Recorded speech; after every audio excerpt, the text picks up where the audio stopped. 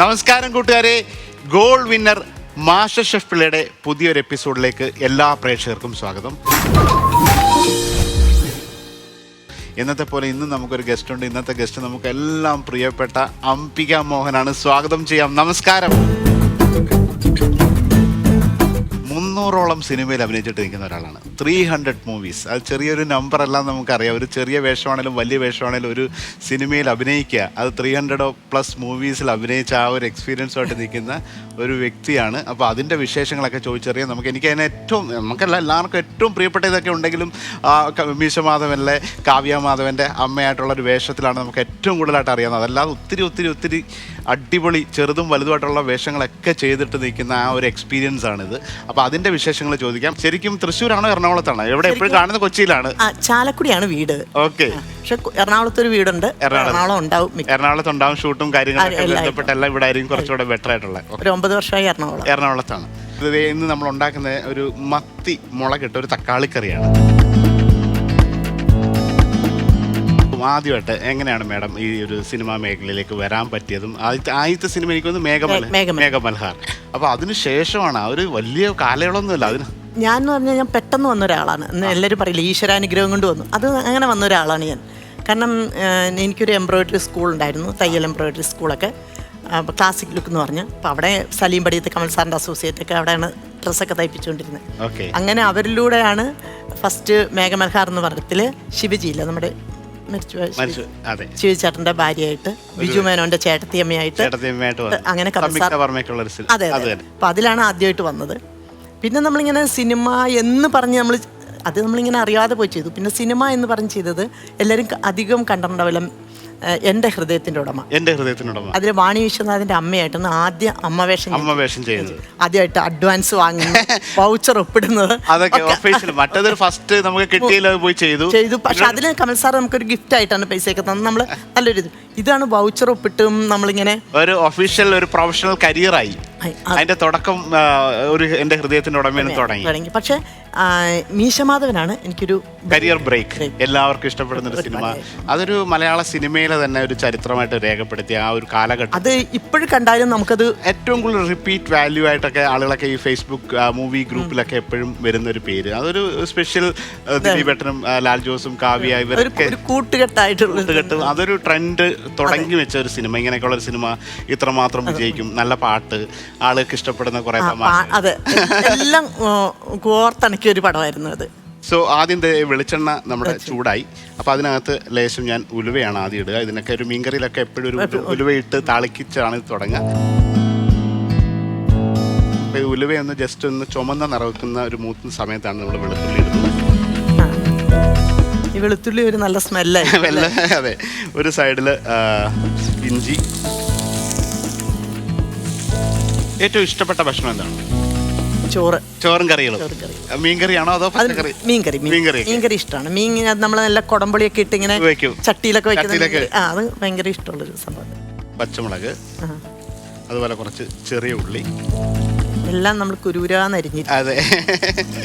അപ്പോൾ ഈ ഒരു 300 സിനിമയുടെ അടുത്തുള്ള ലൊക്കേഷൻ, അപ്പോൾ അത്രയും സ്ഥലങ്ങളിൽ പോയി ഭക്ഷണം കഴിച്ചു. പല നല്ല പ്രൊജക്ടിൻ്റെ ഭാഗമായി കുറേ ഡയറക്ടേഴ്സ്. അതെ, ഒരു ഭാഗ്യം എന്ന് പറഞ്ഞാൽ നമ്മൾ വലിയ ഡയറക്ടേഴ്സിൻ്റെ നല്ല പടങ്ങളിലൊക്കെ അഭിനയിക്കാൻ പറ്റി. അതുപോലെ വലിയ ആർട്ടിസ്റ്റുകൾ മമ്മൂക്ക, മോഹൻലാൽ തുടങ്ങി അവരുടെയൊക്കെ അമ്മയായിട്ട് അഭിനയിക്കാൻ ഒരു ഭാഗ്യം കിട്ടി. ഇതൊക്കെ ജീവിതത്തിൽ എന്നെപ്പോലെ ഒരാൾക്ക് കിട്ടുന്ന വലിയൊരു ഭാഗ്യം. ആദ്യമേ സിനിമ അഭിനയിക്കണം അങ്ങനെ ഒരു പാഷനേറ്റായിട്ട് നിന്നിട്ട് വന്ന ഒരാൾക്കാണെങ്കിൽ ഇതൊക്കെയാണ്. ഇതൊന്നും ഇല്ലാതെ ഒരിക്കൽ പോലും ചിന്തിച്ചിട്ടില്ല. ഒരിക്കൽ പോലും അങ്ങനെ വരാണ്ട് ഒരു പെട്ടെന്നൊരു റെഫറൻസ് വഴി വരുന്നു. അതിനുശേഷം 1-2 സിനിമയിൽ അഭിനയിച്ച് വേണേൽ നിർത്തായിരുന്നു. അല്ലെങ്കിൽ അത് ആ സമയങ്ങളിൽ എനിക്ക് തോന്നുന്നു നമ്മളിങ്ങനെ പോകണമെന്ന് ഈശ്വരൻ കരുതിയിട്ടുണ്ടാവാം. കാരണം കിട്ടുന്നൊക്കെ നല്ല പടങ്ങളായിരുന്നു, നല്ല പടങ്ങൾ. പക്ഷെ എല്ലാം അമ്മ വേഷമായിരുന്നു. ഒരു ഒട്ടുമിക്ക നായകന്മാരുടെ നായികമാരുടെയും അതുപോലെ തന്നെ അതൊക്കെ ഒരു ഭാഗ്യമാണ്. അച്ഛന്മാരാകുന്നൊക്കെ വലിയ ആർട്ടിസ്റ്റുകൾ, തിലകൻ ചേട്ടനാണെങ്കിലും പിന്നെ മുരളിച്ചേട്ടനാണെങ്കിലും ജഗതി ചേട്ടനാണെങ്കിലും അങ്ങനെ എല്ലാം വലിയ നെടുമുടി വേണിച്ചേട്ടൻ എല്ലാവരുടെയും ഭാര്യയായിട്ടാണ് അഭിനയിക്കുന്നത്. അതും നമ്മളുടെ ഒരു വലിയൊരു ഭാഗ്യമാണ്. പരദേശി എന്ന് പറഞ്ഞിട്ടൊരു പടം ഉണ്ടായിരുന്നു അതിൽ ഞാൻ അമ്മയായിട്ടായിരുന്നു, ഉമ്മ. അപ്പം അതിൽ വരുമ്പം എനിക്ക് ഇതെങ്ങനെ എങ്ങനെയാണ്. പക്ഷേ ലാൽ എത്ര സ്നേഹത്തോടു കൂടിയാണ് നമുക്ക് ആ കഥാപാത്രത്തെക്കുറിച്ച് പറഞ്ഞു തന്നതും നമ്മളെങ്ങനെയാണ് ചെയ്യേണ്ടതെന്ന് പറഞ്ഞു. അപ്പം നമുക്കതൊക്കെ ഭയങ്കര ഒരു അവര് പറഞ്ഞു തരും, അവര് നമ്മള് ബെറ്റർ ആയി കിട്ടാൻ വേണ്ടിട്ട് അവർക്കാണ് ആഗ്രഹം നമ്മളെക്കാട്ടിൽ അല്ലേ? നമുക്ക് ചെയ്യാൻ തോന്നും. അത് എനിക്ക് തോന്നുന്നു മുരളിച്ചേട്ടൻ്റെ കൂടെയൊക്കെ അഭിനയിക്കുമ്പോഴും തിലകൻ ചേട്ടനാണെങ്കിലും ഒക്കെ നമുക്ക് പറഞ്ഞു തന്നിട്ട് എനിക്ക് എല്ലാവരും നല്ലൊരു അനുഭവങ്ങളായിരുന്നു. ഇങ്ങനെ ചെയ്യണം ഇങ്ങനെ ചെയ്യണം എന്ന് ഞാൻ പോയി ചോദിക്കുകയും ചെയ്തു. ഇങ്ങനെ ചെയ്താൽ മതിയോ, എനിക്കൊരു ഇതാണല്ലോ. അപ്പം മതി എന്ന് പറയുമ്പോൾ നമുക്കൊരു ധൈര്യം തരും. അതുപോലെ അമ്പിളിച്ചാറിൻ്റെ കൂടെയൊക്കെ ഒത്തിരി പടങ്ങളിൽ ഞങ്ങൾ ഭാര്യയും ഭർത്താവുമായിട്ട് മാത്രം അഭിനയിച്ചിട്ടുണ്ട്. ചേട്ടനൊക്കെ പെട്ടെന്നല്ലേ ആ സമയത്ത് എന്താ ചെയ്യാന്ന് നമുക്ക് പറയാൻ പറ്റില്ല. അവരപ്പം തന്നെ റിയാക്ഷനും കാര്യങ്ങളൊക്കെ നമ്മളത് അപ്പം തന്നെ റിയാക്ട് ചെയ്തില്ലെങ്കിൽ ചേട്ടൻ അത് ഭയങ്കര വിഷമാണ്. അപ്പൊ നമ്മളത് നോക്കി നിൽക്കും, എന്താ ചേട്ടൻ കാണിക്കാൻ പോകുന്നത് ഇങ്ങനെ നോക്കി നിൽക്കും. കാരണം അത് സ്പോണ്ടോണിയസ് ആയിട്ട് വരുന്നു, അതനുസരിച്ച് നമ്മൾ യൂസ്ഡ് ടു ആവും. എനിക്കൊന്നാ മീശമാധവനിലൊക്കെ തുപ്പുന്ന സീനൊന്നും ഉണ്ടായില്ല.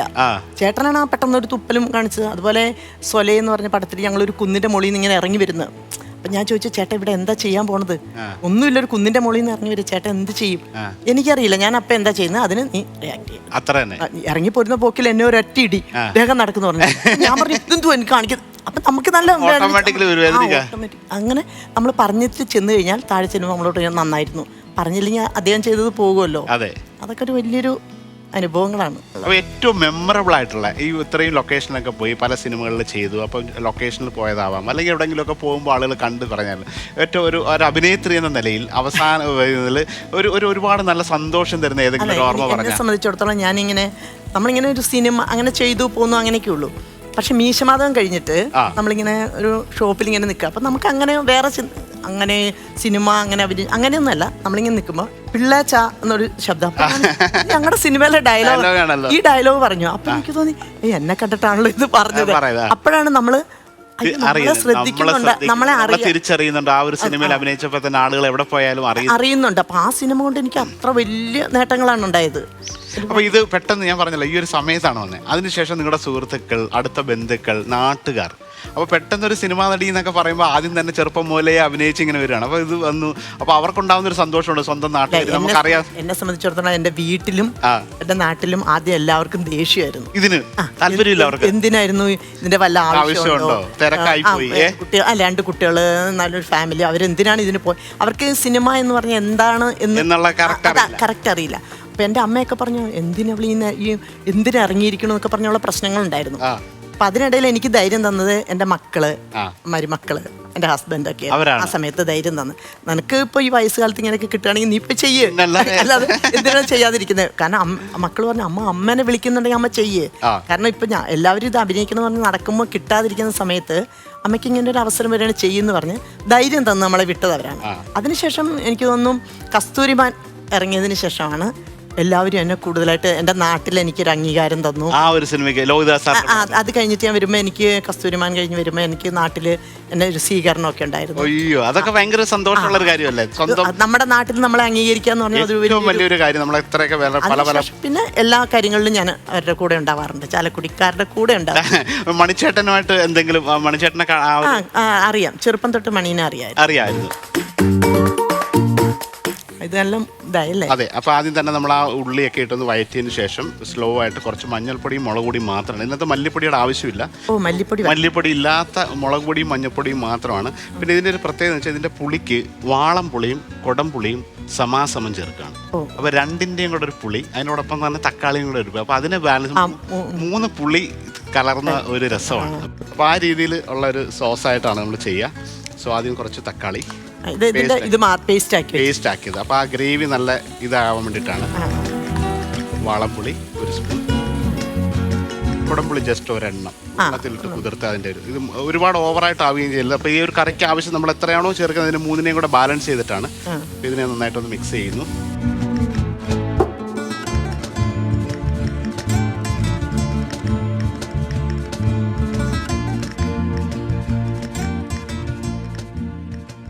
ഇപ്പൊ ഇറങ്ങാനിരിക്കുന്ന പ്രൊജക്ട് ഏതൊക്കെയാണ്? ഇറങ്ങിയത് തങ്കമണിയാണ്. തങ്കമണി അതിലൊരു ചക്രമച്ചി എന്ന് പറഞ്ഞൊരു ക്യാരക്ടറാണ് ചെയ്തത്. നല്ലൊരു കഥാപാത്രമായിരുന്നു. ഇപ്പൊ ധ്യാനിന്റെ അമ്മയായിട്ടൊരു പടം ചെയ്തുകൊണ്ടിരിക്കുന്നു. വടകരയിൽ ഷൂട്ട് നടക്കുന്നു. അല്ല, ബിനു രാജ്. അപ്പൊ അത് നടന്നുകൊണ്ടിരിക്കുന്നു. 2-3 പടം നടന്നുകൊണ്ടിരിക്കുന്നു. ഒക്കെ ഒരു ഭാഗ്യം. മലയാളം അല്ലാതെ മറ്റു ഭാഷകളിലെ അവസരം ഞാൻ തമിഴിൽ ചെയ്തു, പിന്നെ ബാരി എന്ന് പറഞ്ഞിട്ടൊരു കന്നഡ പടം ചെയ്തു. എല്ലാം പറഞ്ഞൊരു ഭാഗ്യം. പിന്നെ അതുപോലെ തന്നെ കാരവൻ എന്ന് പറഞ്ഞ ഹിന്ദി പടത്തിലും നമ്മളിങ്ങനെ ഹിന്ദി പടത്തിലും 3 ഭാഷയിലെത്തി. തെലുങ്കിലുള്ള എത്താൻ അല്ല, അങ്ങനെ വലിയ വേഷമല്ല, എങ്കിലും നമ്മൾ ഇതിന്റെയൊക്കെ സൈഡിൽ കൂടെ പോയി. ചെറുതോ വലുതോ എന്നല്ലല്ലോ, ആ ഒരു ഭാഷയിൽ ഇപ്പൊ നിങ്ങൾ അവിടെ എന്തോ ഈ ഒരു അമ്മവേഷം ചെയ്യാൻ ആളില്ലാഞ്ഞിട്ടാണ്. അല്ല, എന്നിട്ട് ഈ ഒരു വേഷത്തിന് വേണ്ടിയിട്ട് ഇപ്പൊ മലയാളത്തിൽ ഒരാളെ കണ്ടത് ഒരു ചെറുതായാൽ പോലും അതൊരിക്കലും റെക്കമെൻഡേഷൻ കൂടെ ഒന്നും ആരും ചെയ്യൂല. അത് എന്നെ പോലത്തെ ഒരാൾക്ക് ഭയങ്കര ഒരു കിട്ടുന്ന ഒരു വലിയ ഭാഗ്യം തന്നെ. എത്രമാത്രം സീരിയൽ ഇതിനോടൊപ്പം ചെയ്തിട്ടില്ലേ? അപ്പൊ സീരിയല് മുമ്പൊക്കെ ആണെങ്കിൽ ആഡ് ഫിലിമിന്റെ ബഹളമായിരുന്നു, നിറയെ ചെയ്യുമായിരുന്നു ആഡ് ഫിലിം. ഇതെങ്ങനെയാണ് സെലക്ഷൻ പ്രോസസ്? ഞാൻ തന്നെ എല്ലാ ഡേറ്റുകളും കറക്റ്റ് ചെയ്ത് വെക്കും. ഇപ്പൊ ഒരു 7 മണിക്ക് ചെല്ലണം എന്ന് പറഞ്ഞാൽ ഞാൻ ഒരു 6:45 അവിടെ ഞാൻ എത്തിയിരിക്കും. പരമാവധി അത് ചെയ്യും. പിന്നെ ഡേറ്റുകൾ പോകാതെ കറക്റ്റ് ചെയ്ത് നോക്കും, എല്ലാം മാറ്റി മിക്സ് ആവാ. കാരണം ഇത്രമാത്രം ചെറിയ ചെറിയ വേഷമായാലും നമ്മൾ അവർക്കൊരു ബുദ്ധിമുട്ടുണ്ടാക്കരുത്, നമ്മളായിട്ടൊരു ബുദ്ധിമുട്ട് നമ്മളെ ഉണ്ടാവരുത്. അപ്പൊ അതെങ്ങനെയാണ് ഇപ്പൊ ഇത്ര? കാരണം ഞാൻ ചോദിച്ചത് മേഘമൽഹാറൊക്കെ ഇറങ്ങിയിട്ട് ഒരുപാട് വർഷമൊന്നും ആയിട്ടില്ല. അപ്പൊ ഈ കാലഘട്ടത്തിലാണ് ഇത്രമാത്രം നമ്പർ നമ്മൾ അച്ചീവ് ചെയ്യുന്നത്. അത് നമ്മൾ ഇത് തന്നെ, ഞാൻ അവർ പറയുന്ന കറക്റ്റ്. പിന്നെ ഞാൻ അവിടെ വലിയ വാശി ബഹളം അതൊന്നും ഞാൻ നിൽക്കാറില്ല.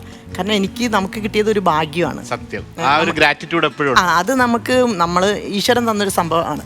അത് നമ്മൾ നല്ല രീതിയിൽ കൊണ്ടുപോകുക എന്നുള്ളതാണ്. അത് കാണുമ്പോൾ തന്നെ മനസ്സിലാവും. പറഞ്ഞു വരുന്ന ഇത്രയേ ഉള്ളൂ, നമുക്കൊരു അവസരം കിട്ടി, ദൈവാനുഗ്രഹത്താൽ കിട്ടി. അപ്പോൾ അത് ഏറ്റവും ബെസ്റ്റായിട്ട് ഇപ്പോൾ 7 മണിക്ക് ഷൂട്ട് ഉണ്ടെങ്കിൽ 6:30 എത്തുന്നു. അവർക്കൊരു ബുദ്ധിമുട്ടുണ്ടാവാണ്ട് അത് മാക്സിമം നമ്മളുടെ ബെസ്റ്റായിട്ട് അവർക്ക് വേണ്ട സപ്പോർട്ട് കൂടി ചെയ്ത് അഭിനയിച്ച് ജോലി തീർത്ത് വരുന്നു. ഇതാണ് പോളിസി. നമ്മൾ വലിയ ആർട്ടിസ്റ്റ് അല്ല. ഇതുകൊണ്ടാണ് ഈ ഇത്രയും നമ്പേഴ്സ്. ഞാനതാണ് പറഞ്ഞത്, 300+ മൂവിയിൽ അഭിനയിക്കണം, അല്ലെങ്കിൽ അത്ര പേരും മാറി മാറി. ഇപ്പോൾ അവർക്കും അറിയാം, വിളിക്കുന്നവർക്ക് ഇവർ ഇത്രയും തിരക്കുണ്ട് ചെറിയതായാലും. പക്ഷെ അവരെ വിളിക്കാനുള്ള സാധ്യത എന്ന് പറയുന്നതൊക്കെ ഇതൊക്കെ അതിൻ്റെ ഒരു പാട്ടായിട്ട് നമുക്ക് മനസ്സിലാക്കാം. അല്ലാതെ വെറുതെ ഭയങ്കര ടാലന്റ് മാത്രമല്ല. അപ്പൊ അത് എങ്ങനെയാണ് ഒരാൾ ബിഹേവ് ചെയ്യുന്നത്, എങ്ങനെയാണ് ആ സിനിമയുടെ ഭാഗമാകുന്നത്, എങ്ങനെയാണ് അവർ നിങ്ങളെ ഒന്ന് ഏൽപ്പിച്ചു കഴിഞ്ഞാൽ പിന്നെ ചെക്ക് ചെയ്യേണ്ട കാര്യമില്ല. അവസരങ്ങൾ അമ്മമാർക്ക് വളരെ കുറവാണ്, വേഷങ്ങൾ വളരെ കുറവ്. പക്ഷെ ഞാനിപ്പോഴും ഒരു മാസം ഒരു പടമെങ്കിലും ചെയ്തിട്ട് ഞാൻ പോകുന്നുണ്ട്. അത് നമ്മളുടെ ഒരു അനുഗ്രഹമായിട്ട് തന്നെയല്ലേ കാണണ്ടേ? തീർച്ചയായിട്ടും തീർച്ചയായിട്ടും. ഇപ്പൊ നമ്മുടെ ചാറൊക്കെ ഒന്ന് കുറുകി, അപ്പൊ അതിന് ഇതെല്ലാം ആയിട്ടാണ് മത്തിയതിലേക്ക്. അതെ അല്ലേ? അതെ.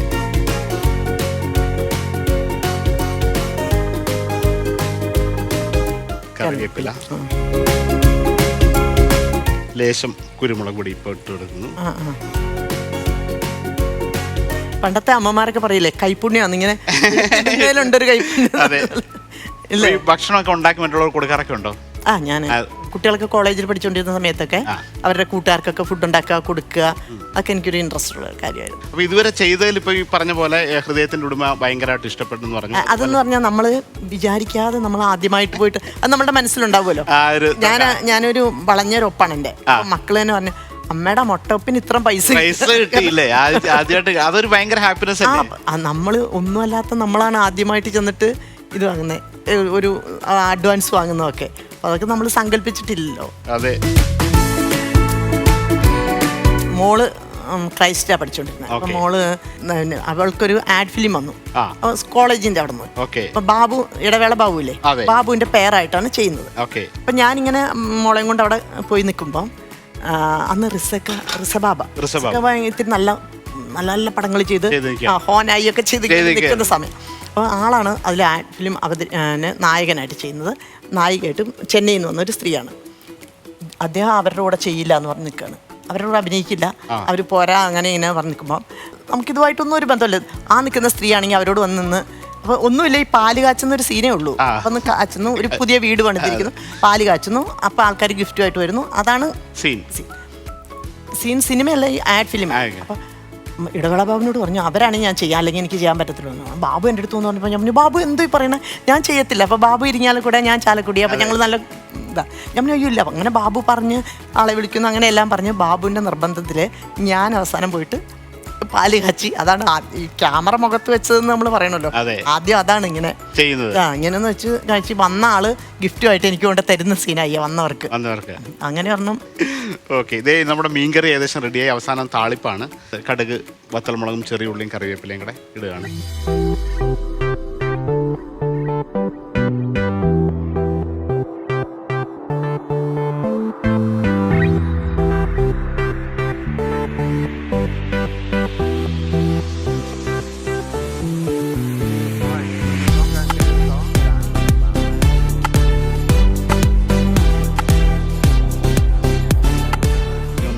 ഇതിനെ ഒന്ന് ചുറ്റിച്ചാൽ എല്ലായിടത്തും ആയി.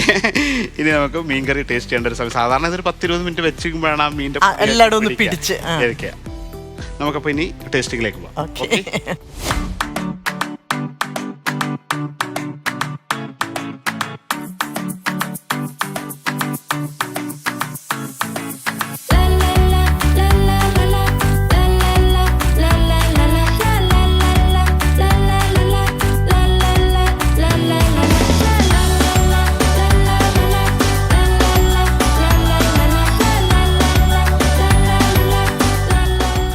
ഇത് നമ്മുടെ മത്തിക്കറി റെഡിയായി. ഇത് എങ്ങനെയാണ് ഉണ്ടാക്കുന്നത് ഒന്നുകൂടെ പറയാം. ആദ്യം തന്നെ ഒരു പാനിനകത്ത് വെളിച്ചെണ്ണ ഒഴിച്ചു, ലേശം ഉലുവ പൊട്ടിച്ചു, അതിനകത്ത് വെളുത്തുള്ളി, ഇഞ്ചി, പച്ചമുളക്, ചെറിയ ഉള്ളി നന്നായിട്ട് വഴറ്റി പച്ചമുളക് ചേർത്തിട്ട് മുളക് പൊടിയും മഞ്ഞൾപ്പൊടിയും മാത്രമാണ് ഇടുക. ആവശ്യത്തിന് ഉപ്പിട്ടിട്ട് നന്നായിട്ട് വഴറ്റിയിട്ട് തക്കാളി അരച്ച പേസ്റ്റ്, വാളംപുളിയുടെ വെള്ളം, അതുപോലെ ഒരു കുടംപുളി, 3 പുളിയുടെ രുചിയാണ് ഈ മീൻകറിക്ക്. എന്നിട്ട് ആവശ്യത്തിന് വെള്ളം ഒഴിച്ച് നന്നായിട്ട് തിളച്ചതിന് ശേഷം കറിവേപ്പിലേക്ക് ഇട്ട് ഈ ചാറ് നന്നായിട്ട് തിളച്ചതിന് ശേഷം മത്തി ഇടുന്നു.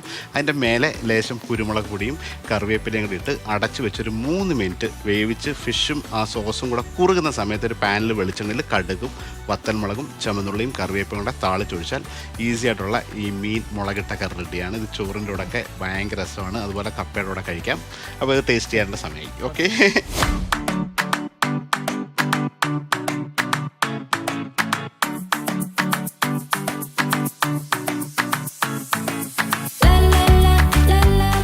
നല്ല എല്ലാ പാകത്തിന് ഉപ്പ് വരെ പാകത്തിന്. നമ്മളൊക്കെ 3-4 പ്രാവശ്യം ഉപ്പ് നോക്കണം. അതെ, ഇത് കറക്റ്റ്. എല്ലാം കറക്റ്റ്, സൂപ്പർ ആയിരിക്കും. ശരിക്കും ചോറിന്റെ കൂടെ ആണെങ്കിലും കപ്പയുടെ കൂടെ ആണെങ്കിലും കഴിക്കാൻ പറ്റിയ സാധനമല്ലേ. അടിപൊളി. ഈ ഷോയിൽ വേറൊരു ഗസ്റ്റ് കൂടെ ഉണ്ട്, ഭക്ഷണമായിട്ട് ബന്ധപ്പെട്ടാണ്. അപ്പോൾ ഇത് നമുക്കൊരു സ്പെഷ്യലായിട്ട് ഒരാളാണ്, കീർത്തി നായർ. എറണാകുളത്ത് ബേക്കിങ്ങും കുറേ സംഭവങ്ങളൊക്കെ ചോദിച്ചെന്നറിയാം. നമുക്ക് സ്വാഗതം ചെയ്യാം കീർത്തി. എന്തൊക്കെയോ കൊണ്ടുവന്നിട്ടുണ്ട്. ചേട്ടൻ എല്ലാവർക്കും ഫിഷ് നിർവാണ ഉണ്ടാക്കി കൊടുക്കുമ്പോൾ നമ്മളത് കേക്കിൽ ഉണ്ടാക്കി തരാന്ന്. നിർവാണ കേക്കാണ്. കേക്കല്ലേ, ഞാൻ ചട്ടിയാണ്. കേക്ക് ഉണ്ടാക്കിയേക്കാണ് ഫിഷ് നിർവാണം വെച്ചിട്ട്. സോഷ്യൽ മീഡിയയിൽ ഫേസ്ബുക്കിൽ ഒത്തിരി എഴുതും ഫുഡിനെ കുറിച്ചും ബേക്കിങ്ങിനെ കുറിച്ചും, ഭയങ്കരമായിട്ട് ചലഞ്ചിങ് ആയിട്ടുള്ള കാര്യങ്ങൾ. എന്നിട്ട് ചില സമയങ്ങളിൽ അതിൻ്റെ സ്റ്റോറീസ് എഴുതാറുണ്ട്, എങ്ങനെയാണ് ഇതിന് വന്നത്, പിന്നീട് ഒരു സംരംഭം നടത്തുന്നത്, കുട്ടികളുടെ കാര്യം നോക്കുന്നത്. ഭയങ്കര ഒരു ഇൻസ്പയറിംഗ് സ്റ്റോറി ഉള്ള ഒരാളാണ്. എങ്ങനെയാണ് ഈ ഒരു മേഖലയിലോട്ട് കീർത്തി വന്നത്? BSc നഴ്സിംഗ് ആണ് ചേട്ടാ പഠിച്ചത്. അപ്പോൾ ചെറിയ പ്രായം തൊട്ടേ എനിക്ക് കുക്കിങ്ങിനോട് ഇഷ്ടമാണ്, അതുപോലെ തന്നെ ഫുഡ് കഴിക്കാനും ഇഷ്ടമാണ്. അപ്പോൾ അങ്ങനെ വന്നപ്പോൾ BSc നഴ്സിംഗിലോട്ട് എന്താ അന്നത്തെ ആ ഒരു സമയത്ത് എല്ലാവരും നഴ്സിങ്ങിന് പോകുന്നു. അങ്ങനെ ആ ഒരു ഇതിൽ അങ്ങനെ പോയി. പിന്നെ പുറം രാജ്യത്ത് പോകുന്ന അതൊരു ഭയങ്കര ഒരു അട്രാക്ഷൻ ആയിരുന്നു. പഴയ ഇംഗ്ലീഷ് സിനിമാസൊക്കെ കണ്ടിട്ട് പോണം എന്നൊക്കെ അതിലങ്ങ് പഠിച്ചൊക്കെ ചെന്ന് കഴിഞ്ഞപ്പോഴാണ് മനസ്സിലായി, ഓ എനിക്ക് പറ്റിയ സ്ഥലം അല്ല എന്നുള്ളത് മനസ്സിലായി. പിന്നെ കുക്കിംഗ് എന്ന് പറയുന്നത് പണ്ട് തൊട്ടേ എനിക്ക് ഭയങ്കര ഇഷ്ടമാണ്. ആരും ചെയ്യാത്ത വേറൊരു കാര്യം ചെയ്യുന്നതിലാണ് ഒരു ത്രില്ലെന്ന് വിചാരിച്ചു. അങ്ങനെ വീട്ടിലുണ്ടാക്കുമായിരുന്നു കേക്കുകൾ മക്കൾക്ക് വേണ്ടി. ട്വിൻ ബേബീസാണ് അവർ. തീരെ കുഞ്ഞായിരിക്കുമ്പോൾ ഒരു തവണ ഇങ്ങനെ കഴിച്ചിട്ട് ഫുഡ് പോയ്സൺ ആയി, കേക്ക് കഴിച്ചിട്ട്. അപ്പോൾ അവന് കൊടുക്കാൻ വേണ്ടിയിട്ടാണ് ഞാൻ ഫസ്റ്റ് സ്റ്റാർട്ട് ചെയ്യുന്നത്. ഓക്കെ, അതായത് കേക്ക് ഇവിടുന്ന് വാങ്ങിച്ച് കഴിച്ച് അത് ഫുഡ് പോയ്സൺ ആയി, അത് കണ്ടെങ്കിൽ അത് വേണ്ട, ഇനി ഞാൻ ഉണ്ടാക്കി. മക്കളാകുമ്പോൾ നമ്മൾ കുറച്ചുകൂടെ കോൺഷ്യസ് ആവും, അവർക്ക് എന്ത് കൊടുക്കുന്നു, അവർക്ക് നമ്മൾ ഏറ്റവും ബെറ്റർ. എല്ലാ അച്ഛനമ്മമാർക്കും ഉള്ള ഒരു ചിന്ത എന്ന് വെച്ചാൽ എൻ്റെ കുഞ്ഞ് ഏറ്റവും നന്നായിട്ട് കഴിക്കണം, അങ്ങനെ വെച്ചാൽ. അപ്പോൾ എന്നാൽ ഞാൻ തന്നെ ശരി ഞാൻ ഉണ്ടാക്കിയേക്കാം എന്ന് വിചാരിച്ചു. അന്ന് കേക്കൊന്നും നമ്മുടെ ഈ ഒരു 10 വർഷം മുന്നേ നമ്മുടെ നാട്ടിൽ കേക്കൊന്നും വളരെ കുറവാണ്. അങ്ങനെ കേക്ക് ഇവർക്ക് ഉണ്ടാക്കി കൊടുക്കാൻ തുടങ്ങി. അങ്ങനെ ഇപ്പം എനിക്ക് ഫുഡ് കഴിക്കാൻ ഇഷ്ടമാണ്. ഞാൻ ഉണ്ടാക്കുന്ന സാധനങ്ങൾ ഞാൻ എല്ലാവർക്കും കൊടുക്കുകയും ചെയ്യും. എനിക്ക് അഭിപ്രായം അറിയണം. അത് നമുക്കറിയാം, അത് നമ്മൾ കാണുന്ന ഒരാളാണ്. അപ്പം അങ്ങനെ ഞാൻ ഇത് ഹോസ്പിറ്റലിൽ ഡോക്ടേഴ്സിനൊക്കെ കൊടുത്തു കഴിഞ്ഞപ്പോഴേക്കും കഴിച്ചിട്ട് ചോദിച്ചു, കീർത്തി എനിക്കൊരു 5 കേക്ക് ഉണ്ടാക്കി തരുമോ, എഗ്ലെസ് വേണം എന്ന് പറഞ്ഞു. അങ്ങനെ അവിടുന്ന് കേക്ക് ഉണ്ടാക്കി. അതാണ് എൻ്റെ ഫസ്റ്റ് ഓർഡർ. എനിക്ക് കയ്യിൽ പൈസ വന്ന ഓർഡർ എന്ന് പറയുന്നത് അതാണ് ആദ്യം. അപ്പോൾ പിന്നെ നമുക്കൊരു ഭയങ്കര സന്തോഷം. അപ്പോൾ ഞാൻ നോക്കിയപ്പോൾ എനിക്ക് നഴ്സിംഗിൽ നിന്ന് കിട്ടുന്ന മാസം കിട്ടുന്ന ശമ്പളത്തിനേക്കാളും എനിക്ക് ഭയങ്കര ഹാപ്പിനെസ് കിട്ടിയ അതിൽ നിന്നാണ്. ഞാൻ നൈറ്റ് ജോലി ചെയ്തിട്ട് വീട്ടിൽ വന്ന് കേക്ക് ഉണ്ടാക്കി ട്രിവാൻഡ്രം വരെയൊക്കെ കൊണ്ട് കൊടുക്കുമായിരുന്നു. അപ്പോൾ അന്ന സമയത്ത് എല്ലാവരും പറയായിരുന്നു, ഈ കേക്കിനൊക്കെ ഇത്ര വില കിട്ടുമോ? അപ്പോൾ അന്നൊക്കെ എന്ന് പറഞ്ഞാൽ കേക്കിന് തീരെ വിലയില്ല. ഒരു 400 രൂപ. 10 വർഷം മുന്നേ നമ്മുടെ ഒരു ബ്ലാക്ക് ഫോറസ്റ്റ് കേക്ക് എന്ന് പറഞ്ഞാൽ 400 രൂപയൊക്കെ വരുള്ളൂ. അപ്പോൾ എൻ്റെ കേക്കിന് ഇത്ര രൂപയെന്ന് പറഞ്ഞപ്പോൾ ഓ ഇത്രയൊക്കെ ആവുമെന്ന് വെച്ചു. പക്ഷെ ഞാൻ അന്ന് തൊട്ടേ സ്റ്റാർട്ട് ചെയ്തത് തീം കേക്കിലാണ്. അപ്പോൾ ഒരു തവണ ഞാനൊരു കൊക്കക്കോള തീം കേക്ക് ഉണ്ടാക്കണമെന്ന് ആഗ്രഹിച്ചിട്ട് അതുണ്ടാക്കി. അപ്പോൾ രാവിലെ അമ്മ ആദ്യം വന്ന് നോക്കുന്നേ എൻ്റെ കേക്കാണ്. അമ്മയ്ക്ക് കാണാൻ ഭയങ്കര ഇഷ്ടമാണ്. അപ്പോൾ ഞാൻ ഉണ്ടാക്കി വെച്ചിട്ട് രാവിലെ അമ്മ എണീറ്റ് വന്നിട്ട്, അപ്പം ഞാനത് നോക്കി ഉണ്ടാക്കാൻ വേണ്ടി ഒരു ബോട്ടിൽ വാങ്ങിച്ചു വെച്ചിരുന്നു. അപ്പോൾ അമ്മ എണീറ്റ് വന്നിട്ട് ചോദിച്ചു, ഇത്രയും രാത്രി നീ ഇങ്ങനെ ഇരുന്നിട്ട് എവിടെ കേക്ക് എവിടെ എന്ന് ചോദിച്ചു. അപ്പൊ എനിക്ക് മനസ്സിലായി, കേക്ക് അമ്മയ്ക്ക് മനസ്സിലായതാണ്. എൻ്റെ ഇതെന്ന് വെച്ചാൽ ഈ ഓരോ തീം കേക്കും ഓരോരുത്തർക്കും ചെയ്യുന്നത്. ഇപ്പൊ ചേട്ടന് ഞാൻ ഫിഷ് നിർവ്വാണം ചെയ്ത് തന്നാൽ ഇനി ഒരു ഫിഷ് നിർവ്വാണം ഞാൻ ഉണ്ടാക്കത്തില്ല. ഓരോരുത്തരും ഡിഫറെൻ്റ് ആയ പോലെ തന്നെ കേക്കുകളും അവർക്ക് വേണ്ടി ചെയ്യുന്ന കേക്കുകൾ. പിന്നെ പ്രിസർവേറ്റീവ്സോ മറ്റ് ഒന്നുമില്ലാതാണ് നമ്മൾ കേക്കുകൾ ചെയ്യുക. എൻ്റെ മക്കളെ എങ്ങനെ കഴിക്കണം അതുപോലെ തന്നെ ഓരോ അച്ഛനമ്മമാരും ചിന്തിക്കുന്നുണ്ടാവും. ഇപ്പൊ ചേട്ടനാണേലും ചേച്ചിയാണേലും ഫുഡിന്റെ പോയിസൺ അങ്ങനെ കുറെ കേട്ടോണ്ടിരിക്കുന്ന സമയങ്ങളും കൂടെയാണ്. അതുകൊണ്ട് തന്നെയാണ് ഒരു തവണ വാങ്ങിച്ച് ഓക്കെ ആയവർക്ക് പിന്നെ ഒരു കേക്ക് വാങ്ങുമ്പോൾ അവർക്ക് മനസ്സിലാവും ഇതിന്റെ ഡിഫറൻസ്. ഇനി നമുക്കൊട്ട് സമയമില്ല, നമുക്കിത് കേക്ക് നിർവ്വാണ കേക്ക് ഭയങ്കര സ്പെഷ്യലായിട്ട് അറിയാമല്ലോ. ഫിഷ് നിർവ്വാണൊക്കെ അതുപോലെ വാഴയിലുണ്ട്. അത് കൂടാണ്ട് ഇതെന്താണ് നമ്മുടെ പ്ലം കേക്ക്. ഇത് 4 years ഇത് കീർത്തീസ് ബേക്ക് ട്രീറ്റ്സ് എന്ന് പറഞ്ഞ ബ്രാൻഡിൽ എറണാകുളത്തൊക്കെ ഇത് പല രീതിയിൽ നിങ്ങൾക്ക് കിട്ടും. ഒരു അമേസിംഗ് ആയിട്ടുള്ള പലതരം പ്രൊഡക്ട്സ് പലതരം ഭയങ്കര പാഷനേറ്റ് ആയിട്ട് ഉണ്ടാക്കുന്ന ഒരാളാണ്. അപ്പോൾ നിങ്ങളൊക്കെ സ്പെഷ്യലായിട്ട് തീം, നിങ്ങളുടെ എന്ത് തീം പറഞ്ഞാലും അതിന് വേണ്ടിയിട്ട് ഫേസ്ബുക്കിലൊക്കെ ഓരോരുത്തർ റെഫറൻസ് ക്വസ്റ്റ്യനൊക്കെ ചോദിക്കുന്നത് എങ്ങനെ വേണം ഇങ്ങനെ വേണം എന്നൊക്കെ ചോദിച്ച് ആ റിസർച്ചൊക്കെ ചെയ്ത് ഭയങ്കര അതിൻ്റെ ഡെലിവറിയൊക്കെ ചില സമയത്ത് കണ്ട ഒരു ഡെലിവറി ഡ്രൈവറുടെ ഒരു കഥ എപ്പോഴും ഞാൻ വായിച്ചതാണ്. അദ്ദേഹത്തിന് ടൈമിന് ഡെലിവറി ഡ്രൈവർ വന്നില്ല. അതിന് രാത്രി 12 മണിക്ക് വണ്ടി എടുത്ത് എവിടേക്കോ കിലോമീറ്റർ പോയി വീട്ടിൽ കൊട്ടേക്ക് കൊണ്ടുപോയി ഡെലിവറി ഒക്കെ ചെയ്ത സ്റ്റോറിയൊക്കെ ഇവർ എഴുതും. അപ്പോൾ അതൊക്കെ ഭയങ്കര ഇൻസ്പയറിംഗ് ആണ്. അപ്പോൾ നിങ്ങളൊക്കെ അപ്പോൾ കീർത്തീസ് ബേക്ക് ട്രീറ്റ്സ് എന്ന് പറയുന്ന ബ്രാൻഡിലാണ് ഈ സംഭവങ്ങളൊക്കെ വരിക. ഇത് ഓൾറെഡി ഫേസ്ബുക്കിലും സോഷ്യൽ മീഡിയയിലൊക്കെ ഉണ്ട്. അപ്പോൾ നിങ്ങൾക്ക് എന്തെങ്കിലുമൊക്കെ ഒരു തീം ബേസ്ഡ് ആയിട്ടൊക്കെ വേണമെന്നുണ്ടെങ്കിൽ കീർത്തിയെ സമീപിക്കുക.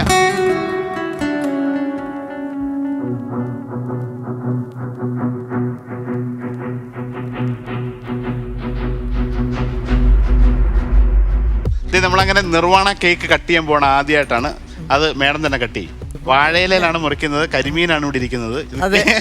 തേങ്ങാപ്പാലും പച്ചമാങ്ങയൊക്കെ കറക്റ്റ് സാധനങ്ങളൊക്കെ അതനുസരിച്ചിട്ട് ഇന്നലെ രാത്രി കഷ്ടപ്പെട്ട് ഉണ്ടാക്കിക്കൊണ്ട് വന്നതാണ്. കരിമീൻ നിങ്ങൾക്ക് കണ്ടറിയാം. അതിന്റെ ചെതുമ്പലൊക്കെ വൃത്തിയാക്കിയിട്ട് അതിന്റെ വാലിന്റെ പൊക്കാൻ പറ്റൂല്ലേ?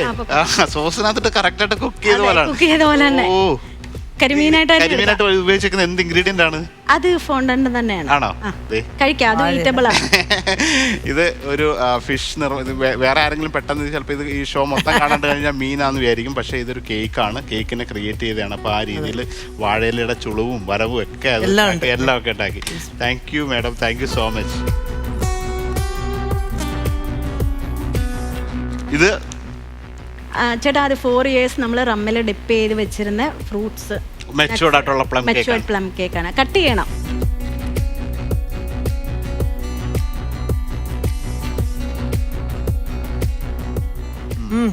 മറ്റ് എല്ലാത്തിൻ്റെയും ടേസ്റ്റ് ഉണ്ട് കേട്ടോ. സൂപ്പറായിട്ട്. താങ്ക് യു സോ മച്ച് കീർത്തി. ഇത് കണ്ടിന്യൂസ് ആയിട്ട് ഇൻസ്പയർ ചെയ്ത് മറ്റുള്ളവർക്ക് ഒരു മാതൃകയായിട്ട് നമ്മുടെ ഒരു ലൈഫിൽ ഒരു പ്രതിസന്ധിയൊക്കെ വന്നാൽ എങ്ങനെയാണ് എന്നെ തരണം ചെയ്യേണ്ടത്, നമ്മൾ നമ്മുടെ കഴിവിനകത്ത് വിശ്വസിച്ച് നമ്മുടെ പാഷൻ മുറുകെ പിടിച്ചുകൊണ്ട് ഒരു നഴ്സിംഗ് പോലെ ഒരു പ്രൊഫഷൻ ഉണ്ടായിട്ട് അത് മാറ്റി വെച്ചിട്ട് ഇങ്ങനെ ഒരു സംഭവമാണ് നിങ്ങളുടെ ഒരു നെക്സ്റ്റ് ലൈഫ് എന്ന് തിരിച്ചറിഞ്ഞ് അതിനുവേണ്ടി ഇന്നോവേറ്റീവ് ആയിട്ടുള്ള പ്രൊഡക്റ്റ് ഉണ്ടാക്കി മാർക്കറ്റിൽ ഇങ്ങനെ കോൺഫിഡൻ്റ് ആയിട്ട് നിൽക്കുന്ന കീർത്തിയൊക്കെ ഒരു മാതൃക. നമ്മൾ എന്ത് പഠിച്ചാലും നമുക്ക് സന്തോഷം തരുന്നത് എന്തോ അത് ചെയ്യാം. അപ്പോൾ അതുകൊണ്ട് വീണ്ടും തുടരുക. അതുപോലെ Ambika madam, thank you so much ഈ ഷോയിൽ വന്നതിൽ. എനിക്ക് ഭയങ്കരമായിട്ട് എനിക്ക് ഏറ്റവും ഇഷ്ടപ്പെട്ട ഒരു ഇൻസ്പയറിംഗ് സ്റ്റോറിയാണ് ഈ 300. ഞാൻ പറഞ്ഞല്ലോ, ഈ 300 സിനിമയിൽ എന്തുകൊണ്ട് ഇവർക്ക് അഭിനയിക്കാൻ പറ്റിയത് വെറും അഭിനയം മാത്രമല്ല, ദ വേ അതെല്ലാം കൂടെ കൂടിക്കളയുന്ന ഒരു കംപ്ലീറ്റ് ഒരു പാക്കേജാണ് ഇത്. അത് തുടരുക. ഗോൾഡ് വിന്നർ മാസ്റ്റർ ഷെഫ് പിള്ളയുടെ ഈ ഒരു എപ്പിസോഡ് ഇവിടെ തീരുകയാണ്. അപ്പോൾ ഇതുപോലുള്ള ഗസ്റ്റുകളും ഫുഡിൻ്റെ കഥകളൊക്കെ ആയിട്ട് ഞങ്ങൾ വീണ്ടും വരും. Thank you so much.